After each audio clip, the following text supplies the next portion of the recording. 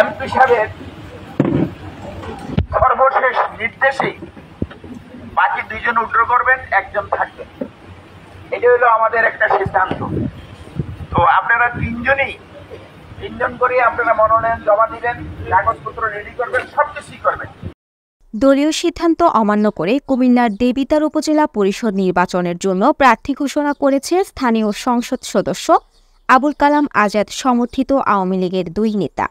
প্রার্থী ঘোষণার একটি ভিডিও সামাজিক যোগাযোগ মাধ্যমে ভাইরাল হয়েছে। শনিবার 27 এপ্রিল রাতে দেবিদ্বারের স্থানীয় সংসদ সদস্য আবুল কালাম আজাদের চান্দিনার কুটুম্বপুর এলাকার ব্যবসায়িক প্রতিষ্ঠানে প্রার্থী ঘোষণা করা হয়।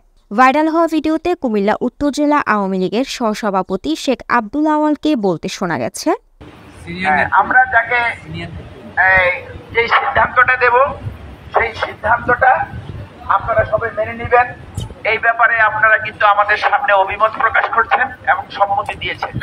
সেই সম্মতির ভিত্তিতে আমরা এখন নাম ঘোষণা করব। সেই নাম আমি জেলা আওয়ামী লীগের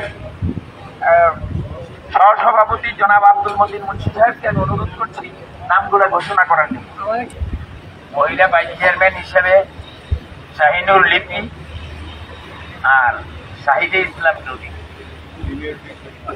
সিনিয়রিটি হিসেবে কিন্তু নাম ঘোষণা করা হচ্ছে। পুরুষ ভাইস চেয়ারম্যান মোহাম্মদ জাকির হোসেন মোল্লা, মোহাম্মদ মসলিউদ্দিন ভুইয়া, মোহাম্মদ আবদুল্লাহ আল কাইয়ুম। আর চেয়ারম্যান হিসেবে মোহাম্মদ লুৎফুর রহমান বাবুল, মোহাম্মদ আখতারুজ্জামান স্বপন এবং মোহাম্মদ মামুনুর রশিদ। সবাইকে ধন্যবাদ। এই নামগুলা ঘোষণা করা হয়েছে। এখন এই নাম নিয়ে দেখবেন যে আজকে আবার নানান রকমের ফেসবুকে নানান রকম, কিন্তু অপপ্রচার করবেন না, আপনাদেরকে বিশেষভাবে অনুরোধ করছি। আমরা যথেষ্ট চেষ্টা করব এই যাদের নাম ঘোষণা করা হয়েছে ওনাদেরকে সাবমিট করা, এবং যারা নির্বাচনে প্রতিনিধিত্ব করবেন তাদের পক্ষে আমরা সবাই মিলে একসাথে কাজ করব।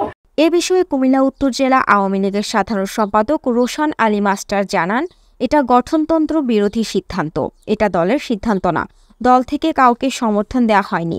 এ বিষয়ে কুমিল্লা উত্তর জেলা আওয়ামী লীগের সভাপতি রুহুল আমিন জানান, এটা যার যার ব্যক্তিগত সমর্থন, এটা দলীয় সিদ্ধান্ত নয়, দল থেকে কোনো প্রার্থীকে সমর্থন দেওয়া হচ্ছে না।